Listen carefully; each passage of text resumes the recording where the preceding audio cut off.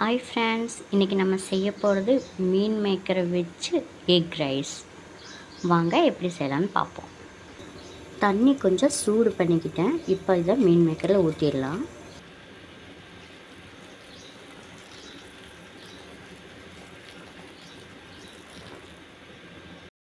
ரெண்டு நிமிஷம் மூடி போட்டு வச்சிடலாம்.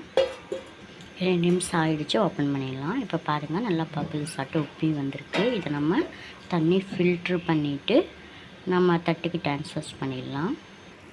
இந்த அளவுக்கு தண்ணி பிழிஞ்சுக்கோங்க.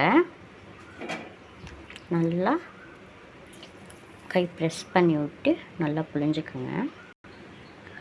மல்லித்தூள் 1.5 ஸ்பூன், மிளகாய்த்தூள் 1/2 ஸ்பூன், கரம் மசாலா 1/2 ஸ்பூன், மஞ்சத்தூள் சிட்டிகை, உப்பு இதெல்லாம் போட்டு பிசைஞ்சிடலாம். 1 ஸ்பூன் இஞ்சி பூண்டு விழுது நல்லா கலந்து விட்டுட்டு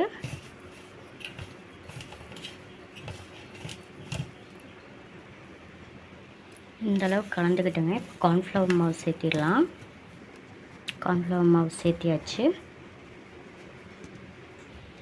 நல்லா மசாலாலாம் போட்டு கலந்து வச்சாச்சு. நம்ம இனி எண்ணெய் ஊற்றி பொரிச்சு எடுத்துடலாம். வாங்க. கடாய் அடுப்பில் வச்சாச்சுங்க. இப்போ எண்ணெய் ஊற்றிக்கலாம். எண்ணெய் நல்லா காஞ்சதுக்கப்புறம் நம்ம வச்சுருக்க மீன் மேக்கர், ஊற வச்ச மீன் மேக்கர் எடுத்து இதில் போட்டுடலாம். போட்டாச்சு. இப்போ இது நல்லா பொரிஞ்சு வரட்டுங்க. அது வரைக்கும் நம்ம வெயிட் பண்ணுவோம்.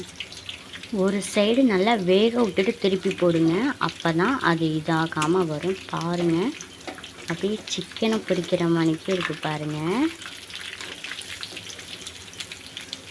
நல்லா வெந்துட்டுருக்குங்க. கொஞ்சம் நேரம் வேகட்டும். இப்போ இது வெந்துடுச்சுங்க. இன்னொரு இதுக்கு மாற்றிடலாம்.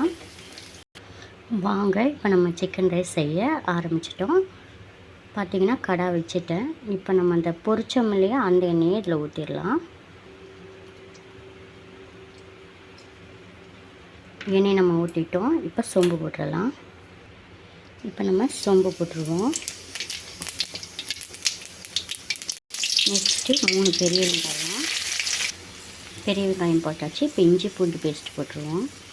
நான் 1 டேபிள் ஸ்பூன் இஞ்சி பூண்டு பேஸ்ட் போடுறேன். அதுக்கப்புறம் கருவேப்பிலை போட்டுருவோம். அதுக்கப்புறம் தக்காளி போட்டுருவோம். இப்போ இதை நல்லா போட்டு நம்ம வதக்கிடலாம்.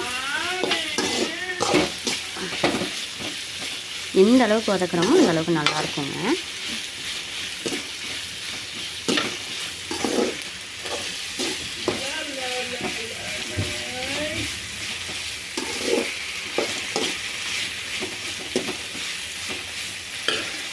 இந்த அளவுக்கு நல்லா வதக்கிக்கணுங்க.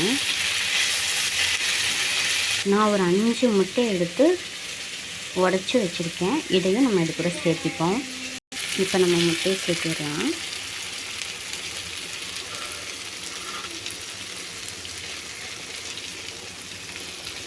இப்போ நல்லா முட்டையை கிளறி விட்டுக்கோங்க.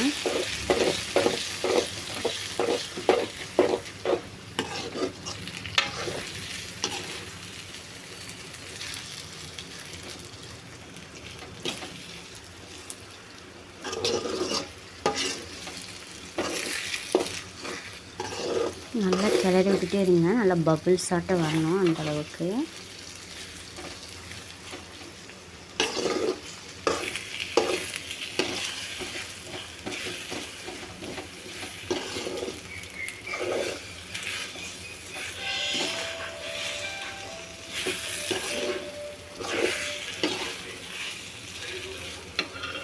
நல்லா இந்த அளவுக்கு முட்டை வதங்கணுங்க. பாருங்கள், நல்லா முட்டை வதங்கிடுச்சு. இப்போ நம்ம மசாலா சேர்த்திடலாம்.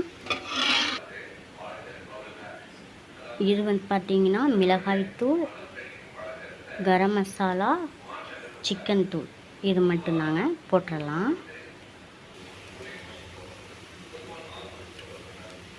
ஒரு கிளறிப்போங்க.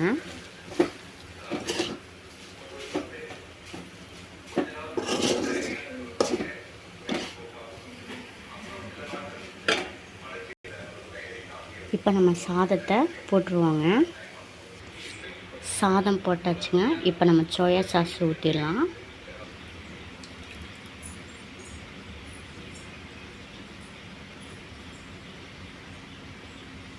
சோயா சாஸ் ஊற்றியாச்சு. இனி கிளற வேண்டியதுதான். இப்போ நம்ம பொரிச்சு வச்சுருந்த அந்த சோயாயும் சேர்த்துடலாம் வாங்க.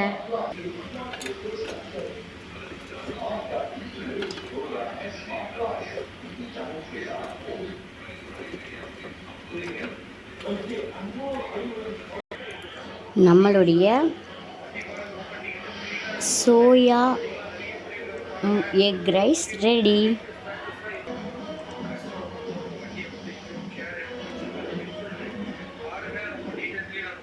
மறக்காமல் பிடிச்சிருந்தா லைக் பண்ணுங்கள், சப்ஸ்கிரைப் பண்ணுங்கள். மறக்காமல் கூட இருக்கிற பெல் ஐக்கன் கிளிக் பண்ண மறந்துடாதீங்க.